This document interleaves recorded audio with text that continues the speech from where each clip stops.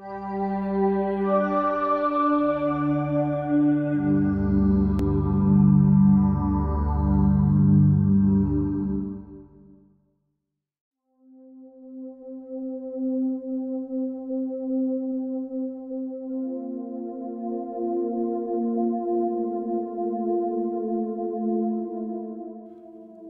Bird Came Down the Walk by Emily Dickinson.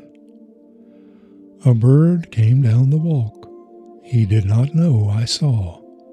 He bit an angleworm in halves and ate the fellow raw.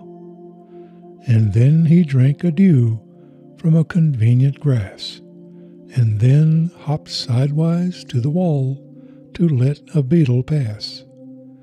He glanced with rapid eyes that hurried all abroad. They looked like frightened beads, I thought. He stirred his velvet head.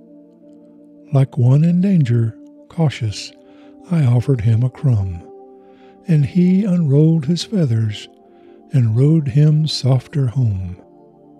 Then oars divide the ocean, to silver for a seam, or butterflies off banks of noon leap splashless as they swim.